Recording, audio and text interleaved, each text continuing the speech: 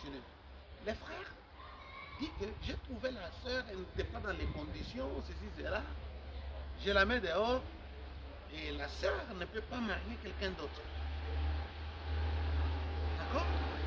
Et lui, il a le droit d'aller épouser 5, 6, 7 femmes, 8 femmes. Non, menteur, sorcier, qui t'a dit ça? Qui t'a dit ça? Qui t'a dit ça? Non. Mon ami, le vœu c'est jusqu'à la mort. C'est jusqu'à ce que la mort nous sépare. D'accord? Ok. Dans des cas où le vœu était faux, s'il n'est pas bien fait, oui, l'homme peut se remarier, la femme aussi. Ah oui, pas seulement l'homme et la femme, non, parce que si l'homme est lié, si la femme est liée, l'homme aussi est lié. Donc si on délie les deux. D'accord? D'où il faut faire très attention quand vous faites le choix.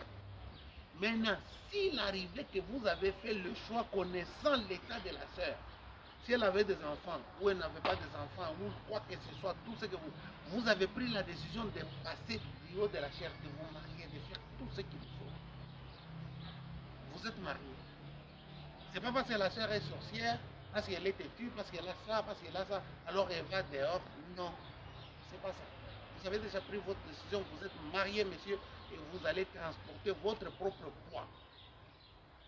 Soyons conséquents avec les décisions que nous prenons en tant que chrétiens.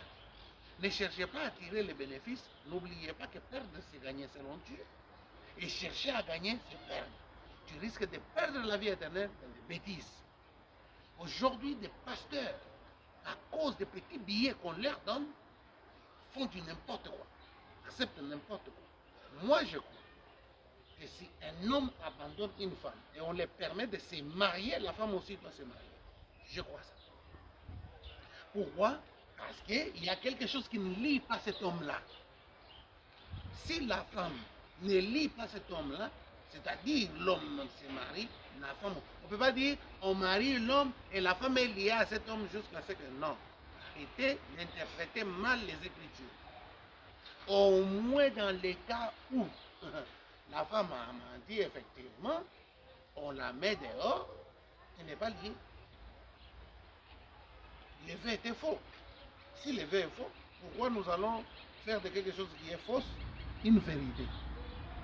Ce qui est faux est faux. Ce qui est vrai est vrai. Voilà.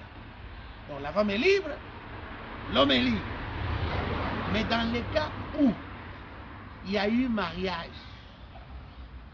vous mettez la femme dehors, vous allez pour épouser une autre femme, et elle est passée comme elle rêve de te donner cette femme-là. Le vœu était vrai, tout était vrai. Vous vivez les deux en adultère. La femme sera répudiée sauf en cas de fornication.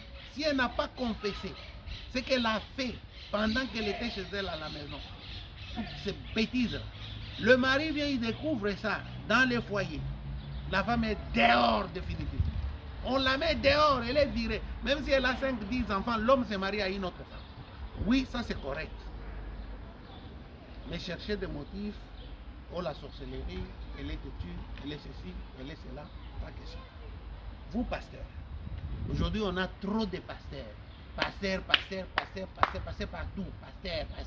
On ne voit même pas le travail que les pasteurs font. Où est le travail?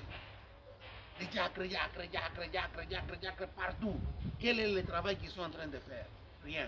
Il y a un problème. On n'est pas capable de nous mettre ensemble comme des démons. Les démons se mettent ensemble. Ils s'unissent. Pourquoi les chrétiens qui devaient être unis, Frère Branham a prêché l'unité, ne s'unissent pas? Donc les chrétiens, beaucoup ont des démons. Les esprits séducteurs sont en train de travailler au niveau des églises aujourd'hui. C'est ça qui nous trompe parce que le diable est venu au nom de l'église. Et voilà le problème. Voilà pourquoi on ne peut pas avoir des enfants adoptés, des enfants nés de nouveau dans le royaume des cieux. Pourquoi? Parce qu'on a amené des œufs sans germe à l'intérieur. Et on veut faire de cela.